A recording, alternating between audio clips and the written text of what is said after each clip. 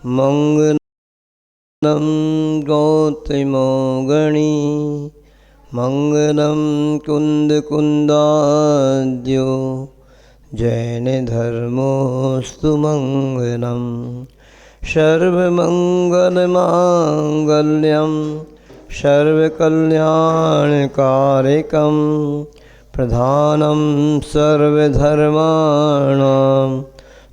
जैनं जयतु शासनं जैनं जयतु शासनं जैनं जयतु शासनं।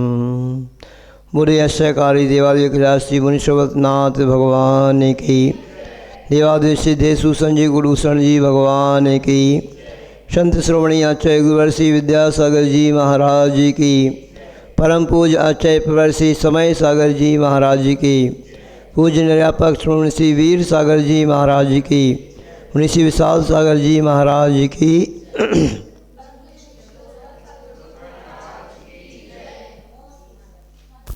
देखिए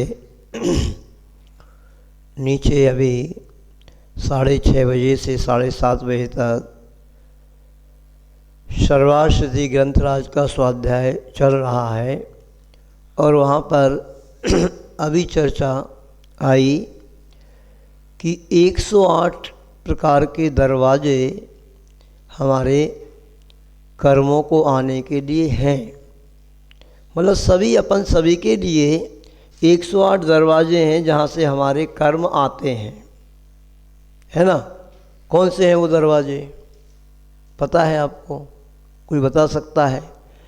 क्योंकि बिन जाने से दोष गुणन को कैसे तजिए गहिए। जब अपन को पता नहीं होगा कि वो कौन से दरवाजे हैं जहाँ से हमारे आत्मा से कर्म आकर के चिपक जाते हैं, तो उनको बंद कैसे करोगे? तो इनको समझना बहुत अनिवार्य है। राजकुमार जी सरदना से आए हैं और स्वाध्याय भी करते हैं, आपको तो पता होना चाहिए कौन से दरवाजे हैं वो।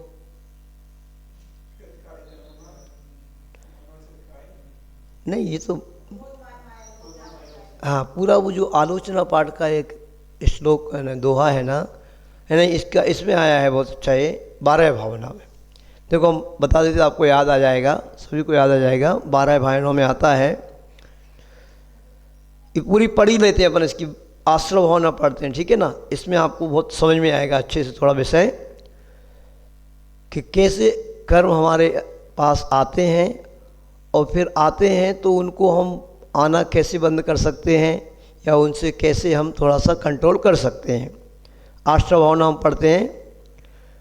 ज्यों सर्जन आबत मोरी त्यों आश्रव कर मन को, दरवित जी में प्रदेश गहे जब पुद्गल भर मन को, भावित आश्रव भाव शुभाशुभ निषिद्ध निचेतन को, पाप पुण्य के दोनों करता कारण बंधन को, पन मिथ्यात योग 15 द्वादश अविरत जानो, पंचरुवीस कसाय मिले सब 57 मानो, मोह भाव की ममता टारे पर परिणति खोते, करे मोक्ष का यतन निराश्रव ज्ञानी जन होते।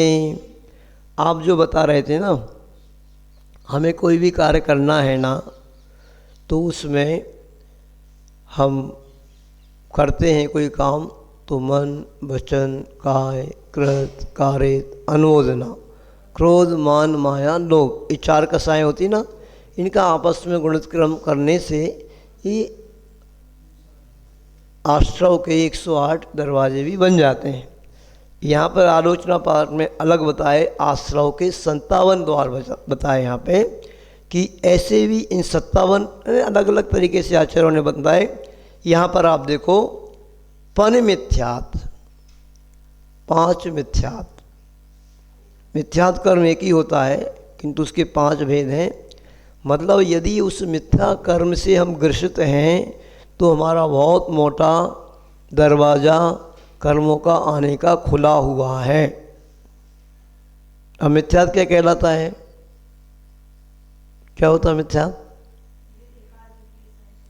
नहीं, मिथ्यात्व का मतलब है झूठा, विपरीत मानता, उल्टी मानता। मतलब जो सच्चे देव गुरु शास्त्र हैं, समीचीन धर्म हैं, उससे विपरीत धर्मों को अपनी मान्यता में लाना, उनको भी धर्म मान करके चलना। अब वो धर्म नहीं है क्या महाराज जी? वो ठीक है, जो लोग मान रहे हैं उनके हिसाब से वो भी धर्म है, क्योंकि उन धर्मों को वो मानते हैं। किंतु आप जैनियों का कर्तव्य बनता है कि जैन दर्शन में जो धर्म बताया है उस धर्म को ही अपना आस्था का केंद्र बनाना। यानी सच्चे वीतरागी देवगुरु शास्त्र के अलावा हमारा व्यवहार से यही है धर्म की हमारा माता और कहीं नहीं झुकना। समझ में आ रहा कि नहीं? इतना व्यवहारिक धर्म हमें करना चाहिए। अब सच्चे वीतरागी देवगुरु शास्त्र के अलावा लोक व्यवहार अलग होता है। समझ में आ रहा कि नहीं? अब कहें आप कहोगे माता पिता के चरण छूने को बोलते हो महाराज जी, जमाई आता है तो उसको भी चरण छूते हैं, है ना, बड़ों के चरण छूते हैं, ये लोक व्यवहार है। धार्मिक मान्यता को लेकर के नहीं करना है अपन को। तो ये कम से कम आप इस मिथ्यात्व से छूट जाएंगे। और मिथ्यात्व जो होता है वो 5 प्रकार का अलग होता है। कौन सा है वो 5 प्रकार का? विपरीत एकांत विनय के, संशय अज्ञान कुनय के। ये 5 भेद अलग हो जाते हैं। अभी भेदों में नहीं, सीधा सीधा समझें। मिथ्यात्व का मतलब है झूठी मान्यता, अनेक प्रकार की। जैसे प्रमुख रूप से इसको 3 प्रकार की मूढ़ताएं बताते हैं। देव मूढ़ता, गुरु मूढ़ता और लोक मूढ़ता। देव की मूढ़ता क्या है? जो सच्चे देव हैं। सच्चे देव कौन है? देवों के भी देव कौन है? 4 प्रकार के देवी देवता होते हैं, भवनवासी, अंतरवासी, ज्योतिषी और वैमानिक। वो 4 प्रकार के देवी देवता भी जिनके चरणों में आकर के नतमस्तक होते हैं, ऐसे देवादिदेव अरहंत प्रभु महान देव हैं, देवादि देव हैं। माने यही हमारे सच्चे देव हैं। इनको ही देव रूप में हमें मानना। और सच्चे वीतरागी गुरु ही गुरु हैं, तो उन गुरु को गुरु रूप में मानना। और जो सच्चे देव के गुरु के द्वारा वाणी कही जाती है, उपदेश दिया जाता है, धर्म का स्वरूप बताया जाता है, उसको ही धर्म मानना। समझ में आ रहा है कि नहीं? ओम का पलटा पलटी कर रहा है, अच्छे से देखो, समझो। तो क्या करना है? सभी को क्या समझना? इन वीतरागी देवगुरु शास्त्र के अलावा अपना मस्तक, चाहे मस्तक क्या, मस्तक हमारा झुकेगा नहीं। क्या ये मस्तक रहे चाहे नहीं रहे, पर मस्तक झुकेगा नहीं इनके आगे। ऐसा तो आपका धर्म बचेगा। शरीर जाए तो जाए, किंतु हमारा धर्म नहीं जाना चाहिए। तो इस धर्म का फल आपको इस जीवन में क्या, अगले जीवन में भी मिलेगा। तो ये इससे दूर रहना। 5 मिथ्यात्व, मतलब ये मिथ्यात्व कर्म। फिर इसी को समझो। बहुत गजब का एक उदाहरण आता है पद्म पुराण जी में। एक छोटा सा प्रसंग हम आपको सुना रहे हैं, सभी लोग ध्यान से सुनेंगे। कि यदि हम मिथ्या धर्म को नहीं मानते हैं और सच्चे देव को ही मानते हैं, गुरु को मानते हैं, तो क्या अतिशय घटित होता है। इनके चरणों में हम अगर प्रतिज्ञाबद्ध हो जाएं तो उससे हमें क्या फ़ायदा होता है। पद्म पुराण जी में एक प्रसंग आता है, जिन्होंने पद्म पुराण पढ़ा होगा उनको वो प्रसंग याद आ जाएगा। जो राम, लक्ष्मण जी, सीता जी वनवास में भ्रमण करते करते एक घनघोर जंगल में पहुंच गए। और उस जंगल में जाकर के सीता जी को बहुत जम से प्यास लगती है। तो राम जी कहते हैं, लक्ष्मण कहीं पानी की खोज करो, है ना। भूख प्यास दोनों ही लगती है कि अब क्या खाएं अपन इनको। सीता को बहुत जम से प्यास भी लग रही है, भूख भी लग रही है, कुछ उपाय करो। तो लक्ष्मण जी एक पेड़ पर चढ़ कर के देखते हैं क्या आसपास गांव है क्या। तो देखते हैं तो उनको दूर से दिखाई देता है कि एक गांव कोई दिख रहा है और उस गांव में से एक व्यक्ति दौड़ता हुआ आ रहा है। उनकी अच्छा हो गया, कम से कम शुभ संकेत है, व्यक्ति आ रहा है तो इससे अपन पूछ लेंगे कि भाई गांव कितनी दूर है या वहाँ पे हमारा कुछ काम हो सकता कि नहीं। अब वो व्यक्ति आ रहा था, जैसे जैसे पास में आया और उस व्यक्ति से उन्होंने पूछा, क्यों भाई तुम घबराए हुए कहाँ जा रहे हो, क्या बात है, आप बहुत घबराए हुए दिख रहे हो, पसीना पसीना हो रहे हो। तो पहले तो लक्ष्मण को देख के वो व्यक्ति डरने लगा, क्योंकि लक्ष्मण कौन थे, नारायण थे। नारायण हैं, बलभद्र हैं, 63 तरह का पुरुष कहलाते हैं, बहुत सुंदर रूप होता है उनका। जैसे कौन उस व्यक्ति ने सोचा कि कोई देव आ गया कि विद्याधर आ गया, कौन आ गया है, इतना सुंदर रूप वाला व्यक्ति ये कौन मिल गया मुझे। तो डर रहा था, भागने लगा। तो लक्ष्मण ने कहा नहीं डरो नहीं, आप आइए, मैं कोई देव नहीं हूँ, मैं मनुष्य हूँ। तो धीरे से जब उन्होंने बुलाया तो आया। आप परेशान क्यों हैं, आप घबराए हुए क्यों, आपके शरीर में पसीना पसीना क्यों आ रहा है। उसने पूरी बात बतलाई कि देखिए आप पूछते हैं तो मैं बताता हूँ कि जो नगर है ना, ये बहुत बड़ा नगर है और यहाँ का स्वामी हमारा वज्रकर्ण नाम का राजा है। वो वज्रकर्ण जो राजा है ना, उसको एक दूसरा जो सिंगोधर नाम का राजा है, उस राजा ने इस पर चढ़ाई कर दी है। और चढ़ाई क्यों की है भाई, उस पर चढ़ाई क्यों की उन्होंने पूछा। उसकी बात बस इतनी सी है कि हमारा जो राजा है ना,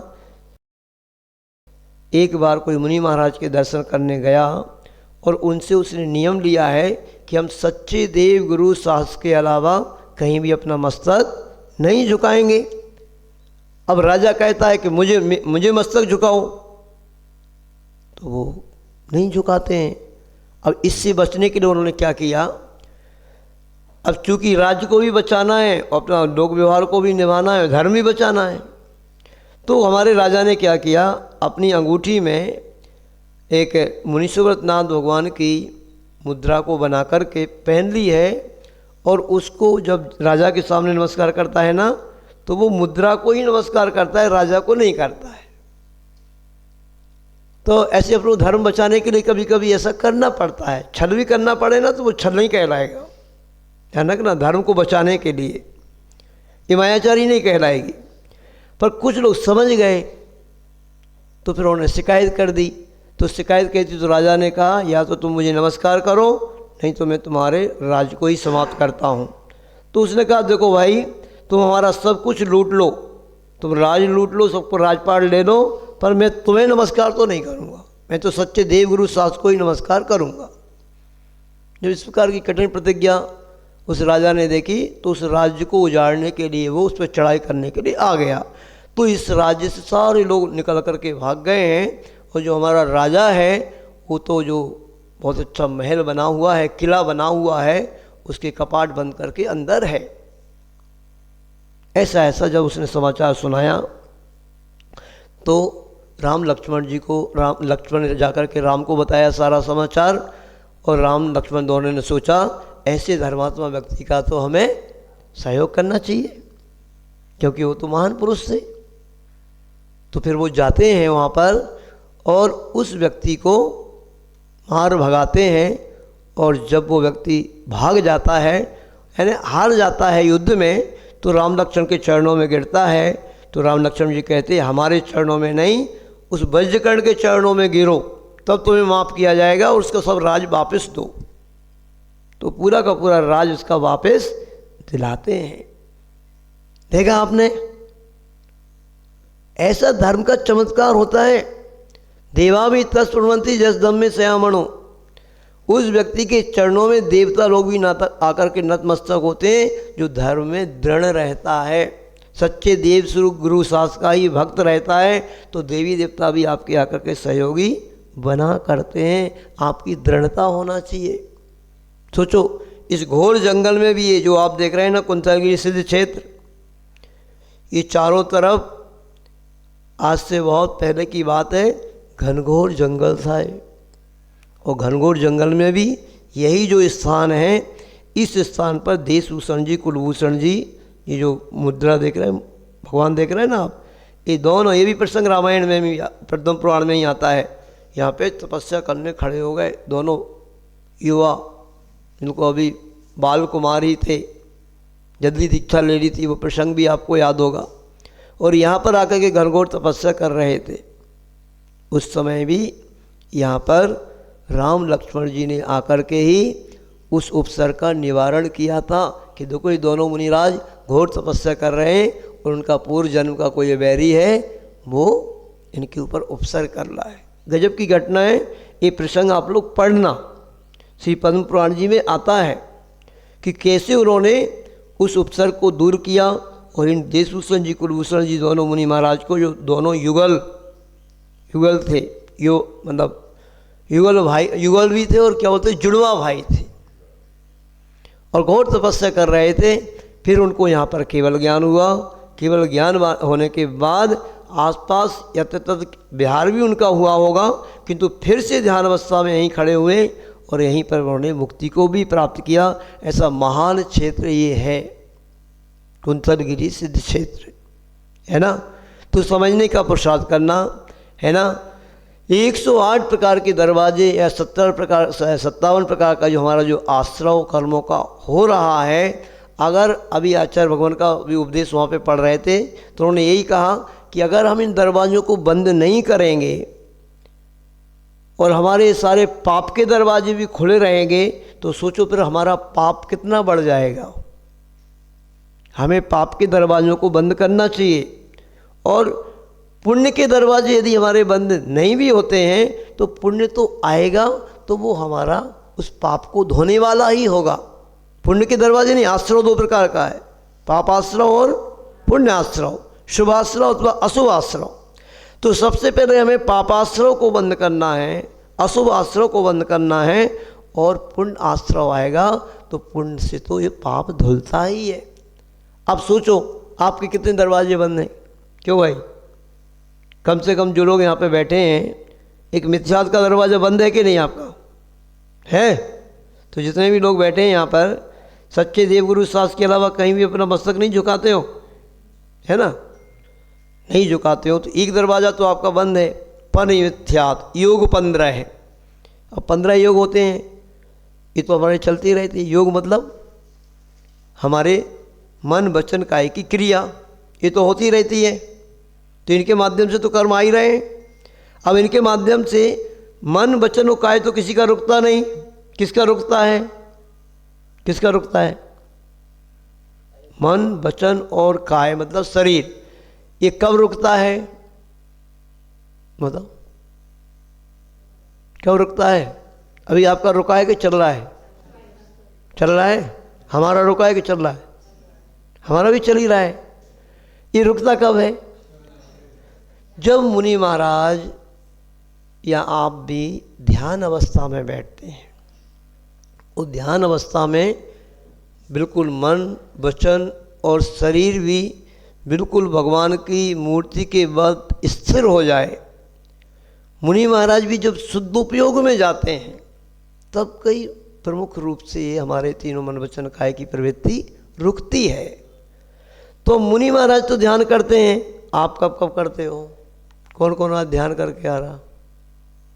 महाराज जी तो 3 बजे उठ जाते हैं। 3 बजे उठ करके अपनी प्रतिक्रमण सामायिक की स्तुति वंदना में लग जाते हैं, ध्यान करते हैं। आप कौन कौन ध्यान करके आए? राजकुमार जी चल रहा है ध्यान के नहीं? थोड़ा बहुत ऊंट के मुँह में जीरा।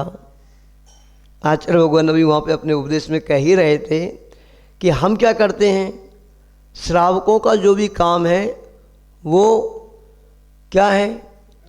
गज स्नानवत है। गज स्नान क्या? हाथी क्या करता है? स्नान करता है, और स्नान करने के बाद अपने ऊपर जितनी स्नान से थोड़ी सी प्रशंसा आई है, ढेर सारी धूल अपने ऊपर डाल लेता है। हमारा भी काम ऐसे ही होता है। आप श्रावकों का काम क्या है?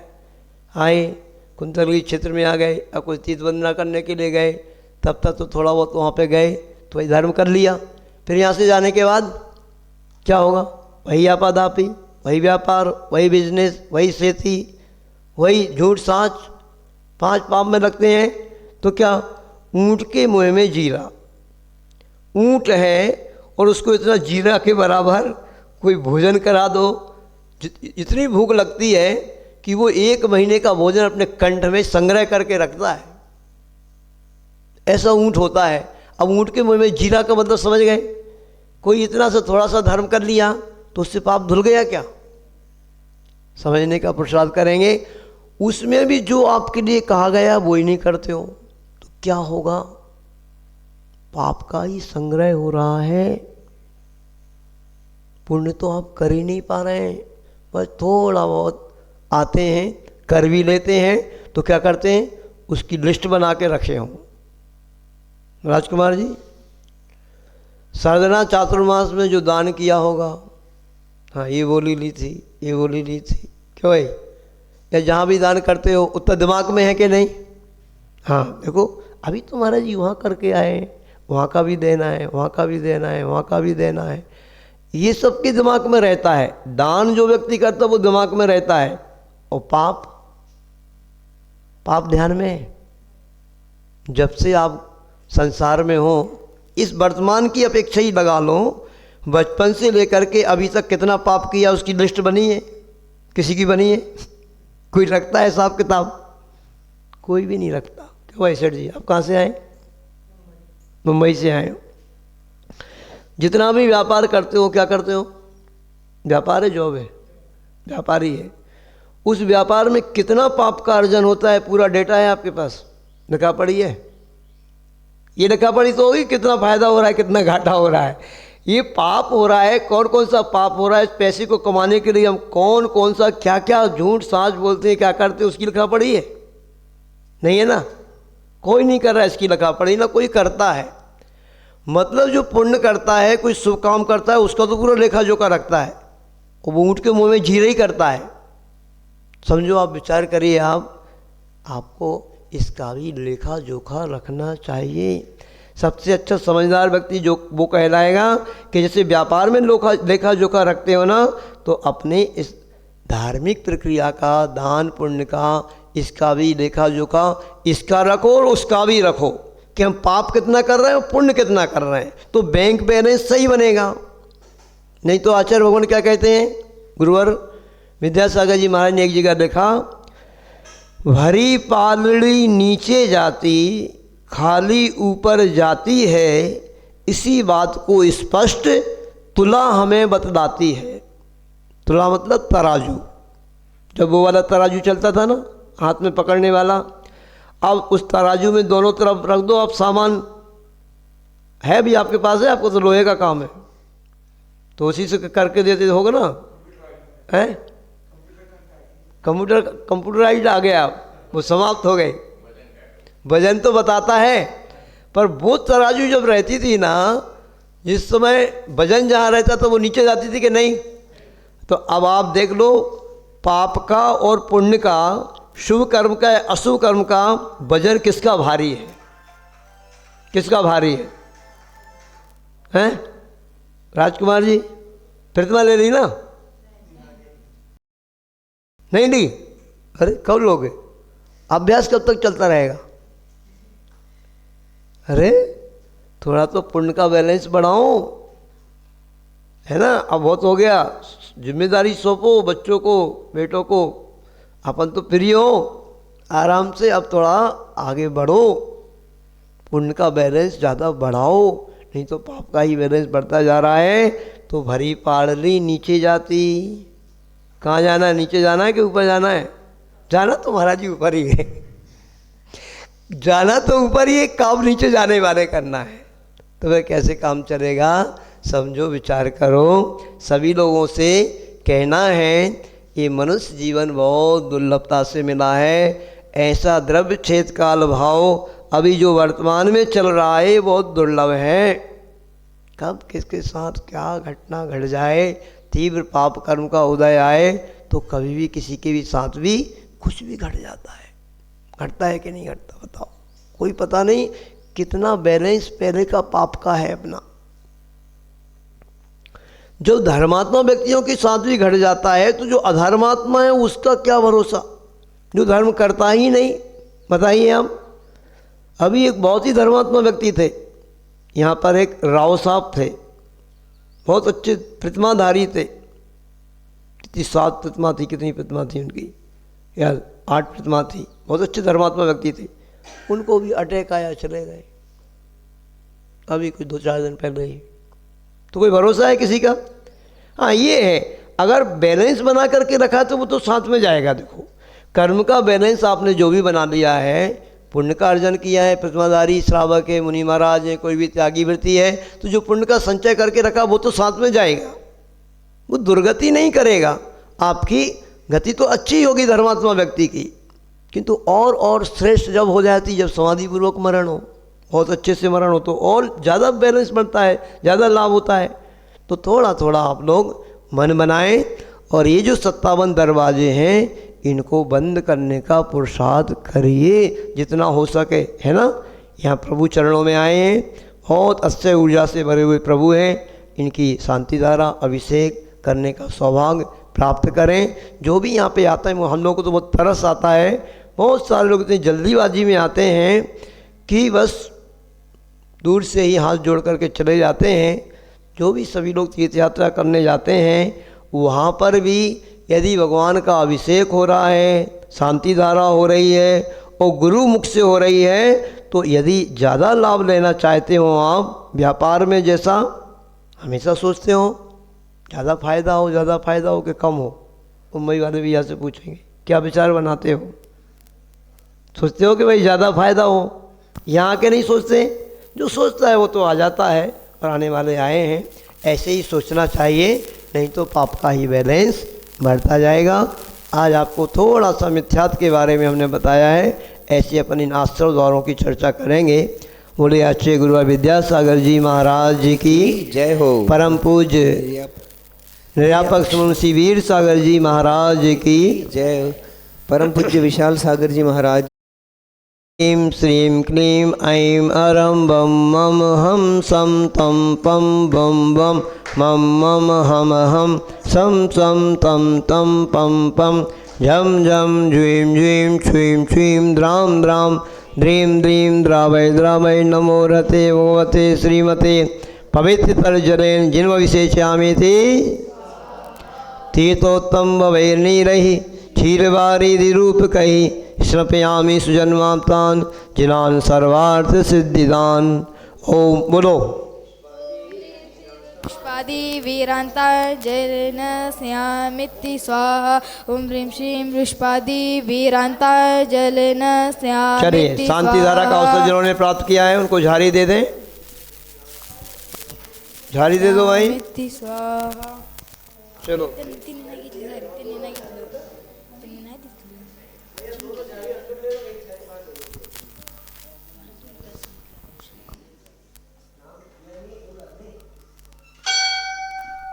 चलिए शुरू करें।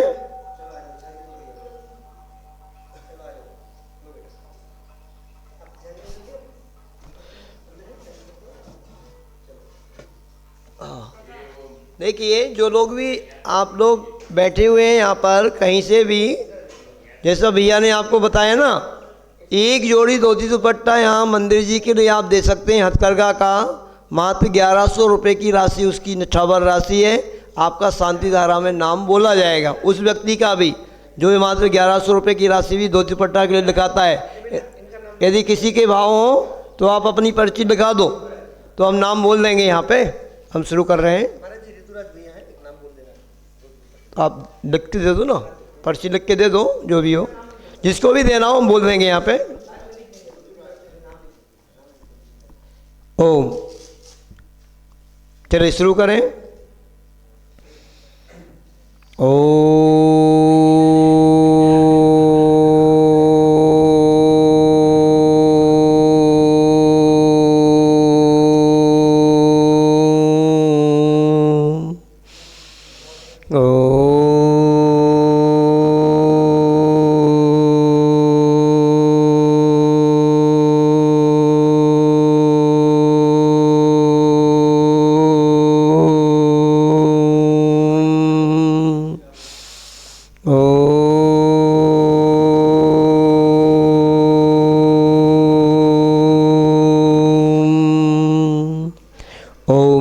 श्रीं क्लीं ऐं अरहं बम मम हम सम तम पम बम बम मम मम हम सम सम तम तम पम पम झम झम झिम झिम छ्वीं छ्वीं द्राम द्राम दीं दीं द्रावय द्रावय नमो रते वते श्रीमते ओम ह्रीं क्रों श्रावक श्रेष्ठी श्रीमान प्रवीण जैन, मंजीत जैन, राजकुमार जी क्या संजीव जैन क्या है?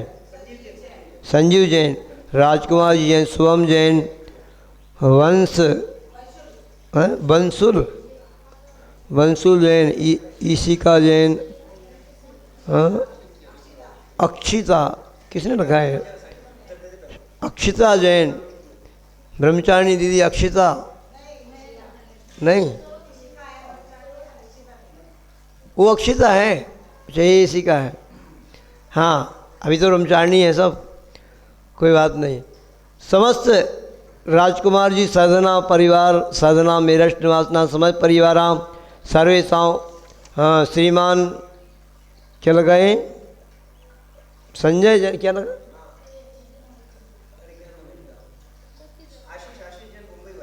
आशीष जी जैन मुंबई निवासना समस्त परिवार सर्वेशा उपस्थित भवजनानां पापम खंडय खंडय जय जय दहे दहे पच पच पाचय पाचय ओम नमो अरहम झम ज्वीं क्षीं हम सम झम वम ह्रः यः सः छाम छीं छूम छीं क्षैं छौम छौम छम छ छ्वीं ह्रां ह्रीं ह्रूं ह्रैं ह्रैं ह्रौं ह्रौं ह्रम ह्रां राम दीं द्रावय द्रावय नमो रते वते श्रीमते ठा ठा श्री रस्तु वृद्धि रस्तु तुष्टि रस्तु पुष्टि रस्तु शांति रस्तु कांति रस्तु कल्याणमस्तु स्वाहा एवं सर्वेषां कार्यसिद्ध्यर्थं सर्व विघ्न निवारणार्थं श्रीमद्भगवत अरहत सर्वोपरमेष्टि परम पवित्राय नमो नमः। श्री शांति भट्टारक पाद पद्म प्रसादात सद्धर्म शिवलायु आरोग्य ऐश्वर्यायु वृद्धि रस्तु सद्धर्म सशस्त्र परिषद वर्गाः प्रसिद्धन्तु नाः ओम वृषभादयः श्रीवर्धमान पर्यंता चतुर्विंशति अरंतो भगवंताः सर्वज्ञः परमंगल नामधेया सर्वेषां यामुत च सिद्धिं तन्वन्तु सद्धर्म कार्येषु यामुत च सिद्धिं प्रयच्छन्तु न। ओम नमो रते वते श्रीमते श्रीमद् पार्वती शंकराय श्रीमद् रत्नत्रय रूपाय देवी तेजोमूर्तये नलमंडिताय द्वादश गण सहिताय अनंत चतुष्ट सहिताय क्षमाक्षण केवल ज्ञान लक्ष्मी शोभिताय अष्टादश दोष रहिताय सर्वचत्वारिंश गुण संयुक्ताय परमेष्टि पवित्राय सम्य ज्ञानाय स्वयंभुवे सिद्धाय बुद्धाय परमात्मने परम सुखाय त्रैलोक्य महिताय अनंत संसार चक्र प्रवर्धनाय अनंत ज्ञान दर्शन विश्वकास्पदाय त्रिलोक शंकराय सत्य ज्ञानाय सत्यब्रह्मणे व्रत प्रणाम निर्मंडिताय ऋषि आरिका श्रावक श्राविका प्रमुख चतुसंग सर्वनाशनाय घाती गम शंकराय अजराय भवाय संत श्रोवणी आचार्य गुरु विद्यासागर जी महाराज संगत परमपुर आचार्य प्रवर्षी समय सागर जी महाराज परम पूज्य निर्यापक मुनिषि वीर सागर जी महाराज मुनिषि विशाल सागर जी महाराज मुनिषि उत्कृष्ट सागर जी महाराज नमेश सागर जी भास्वर सागर जी महाराज परम पूज्य धवल सागर मुनि महाराज सर्वेशा क्षुल्लक गणानाम मंथन सागर जी मनन सागर जी विचार सागर जी मगन सागर जी बिरल सागर जी महाराज सभी क्षुल्लक गणानाम विशेष विशेष स्वास्थ्य लाभार्थम आज के शांतिदायक कर्तृनाम श्रावक श्रेष्ठ श्रीमान प्रवीण जैन, संजीव जी जैन, राजकुमार जी जैन, शुभम जैन, वंशुल जैन, ईशिका, अक्षिता समस्त साधना परिवार विशेष विशेष धर्म वृद्धि अर्थम श्रीमान मुंबई निवासना क्या आशीष जी जैन मुंबई निवासना समस्त परिवार श्री संतोष जी जीवराज जी मेहता सोनपुर निवासना समस्त परिवार ऋतुराज भैया समस्त परिवार सर्वेशा उपस्थित भवजनानां व्याधिं गिनन्तु व्याधिं गिनन्तु व्याधिं गिनन्तु श्री जिनाभिषेक पूजन प्रसादात सर्वेषां सेवकानां सर्वदोष रोग शोक भय पीड़ा विनाशनम भवतु। ओम नमो रते भवते दक्षिणा से दोष कलमसाय देवी तेजोमूर्तये नमः। श्री शांतिनाथाय शांति कराय सर्व विघ्न प्रणाशन रोगापमृत्यु विनाशनाय सर्व पर्क क्षुद्रोपद्रव विनाशनाय सर्व छाम डामर विनाशनाय सर्व शांति कराय। ओम राम ह्रीं ह्रूं ह्रौं रा अस्या उषा नमः। सर्वेषां सर्वविघ्न शांति कुरु कुरु तुष्टिं पुष्टिं कुरु कुरु स्वाहा सर्वेषां कामं चिंचिंदा बिनबिंदा गति कामं चिंचिंदा वली कामं चिंचिंदा भूतं बिनबिंदा पापं वैरं च चिंचिंदा बिनबिंदा अग्निवायुवयं चिंचिंदा बिनबिंदा सर्वशत्रुविघ्नं चिंचिंदा बिनबिंदा सर्वराजभयं चिंचिंदा बिनबिंदा सर्वोपसर्गं चिंचिंदा बिनबिंदा सर्वविघ्नं चिंचिंदा बिनबिंदा सर्वचोरदुष्टभयं चिंचिंदा बिनबिंदा सर्वदिशिक्षादिभयं चिंचिंदा बिनबिंदा सर्वग्रहभयं चिंचिंदा बिनबिंदा सर्वदोषं व्याधिं डाम्रं च चिंचिंदा बिनबिंदा सर्वपरमन्त्रं चिंचिंदा बिनबिंदा सर्वाद्गतं प्रघातं च चिंचिंदा बिनबिंदा सर्वरोगं कुक्षिरोगं क्षिरोगं सुरोगं जरोगं च चिंचिंदा बिनबिंदा सर्वनरमारीं चिंचिंदा बिनबिंदा सर्वगजास गोवंजमारीं चिंचिंदा बिनबिंदा सर्वसस्य धान वृक्षता गुल्म पत्र पुष्पालमारीं चिंचिंदा बिनबिंदा सर्वराष्ट्रीमारीं चिंचिंदा बिनबिंदा सर्वक्रूर बेसाल साकिं डाकिनी वयानी चिंचिंदा बिनबिंदा सर्ववेदनीयं चिंचिंदा बिनबिंदा सर्वमोहिनीयं चिंचिंदा बिनबिंदा सर्वापस्मारीं चिंचिंदा बिनबिंदा अशुभ कर्मजनित दुःखानि चिंचिंदा बिनबिंदा दुष्टजनकतान् मंत्रतन् दिष्टिमुष्टि छलछिद दोषान् चिंचिंदा बिनबिंदा सर्वदुष्ट देवदानव वीर नरनारायण से योगिनीकृत दोषान् चिंचिंदा बिनबिंदा सर्वाष्टकुली नाग जनित विस्मयानि चिंचिंदा बिनबिंदा सर्वस्थावर जंगम वृष्टि सर्पादिकृत दोषान् चिंचिंदा बिनबिंदा सरसिंह अष्टापदादिकृत दोषान् चिंचिंदा बिनबिंदा पर शत्रुकृत मारण उच्चाटन विद्वेषण मोहन वशीकरणादि दोषान् चिंचिंदा बिनबिंदा ओम ह्रीं सर्वेषां चक्रवृक्कं सत्यजो बल सौरवीर शांतिः कुरुकुरु सर्वजीवानन्दनं कुरुकुरु जनानन्दनं कुरुकुरु भव्यानन्दनं कुरुकुरु गोकुलानन्दनं च कुरुकुरु सर्वराजानन्दनं कुरुकुरु सर्वग्राम नगर खेट करवट मंडप पत्तन दोनों सम्मानन्दनं कुरुकुरु सर्वानन्दनं कुरुकुरु स्वाहा यस्सुखं श्लोकेषु व्याधिर्विसन्वर्जितम् अभयं क्षेममारोग्यं स्वस्तिरस्तु विधीयते श्रीशान्तिरस्तु तदास्तु शिवमस्तु तदास्तु जयस्तु सदास्तु नित्यमारोग्यमस्तु सदास्तु तुष्टिरस्तु सदास्तु पुष्टिरस्तु तदास्तु समृद्धिरस्तु तदास्तु कल्याणमस्तु तदास्तु सुखमस्तु अभिवृद्धिरस्तु तदास्तु दीर्घायुरस्तु तदास्तु कुरुगोधनानि सदा सन्तु तदास्तु श्रद्धानुसि बलायु आरोग्य ऐश्वर्याभिवृद्धिरस्तु तदास्तु ओम ह्रीं श्रीं क्लीं ऐमरमस्य औषा अनाहत विद्यायणोरन्तां रंस शान्तिं गुरु गुरु स्वाहा ओम ह्रीं श्रीं क्लीं ऐमरस्य औषा अनाहत विद्यायणोरन्तां रंस शान्तिं गुरु गुरु स्वाहा ओम ह्रीं श्रीं क्लीं ऐमरस्य औषा अनाहत विद्यायणोरन्तां रंस शान्तिं गुरु गुरु स्वाहा आयुर्वल्ली विलासम सकलसुखफलैर्दाङ्गत्वा सुनल्पं धीरं वीरं गरीरं निरुपमुपनयत्वा तनोत्तच्छकीर्तिं सिद्धिं वृद्धिं समृद्धिं प्रतिस्फुरदुच्चैः प्रतापं कान्तिं शान्तिं समाधिं निजयुक्तामुत्तमा शान्तिधारा सम्पूज्यकानां प्रतिपालकानां यतीन्द्रसामान्यतपोधनानां देशस्य राष्ट्रस्य पुरस्य राज्ञा करोतु शान्तिं भगवान् जिनेन्द्रः करोतु शान्तिं भगवान् जिनेन्द्रः करोतु शान्तिं भगवान् जिनेन्द्रः। चलिए बंद कीजिए। छत्र की मुद्रा बनाएंगे। छत्रत्रयं तव विभाति शशांक कांते मुच्चैस्थितं स्थगिते भानुकर प्रतापं मुक्तापन प्रकरजाल विभ्रेद्य सोमं प्रख्यापयत्रिजगतः परमेश्वर त्वम्।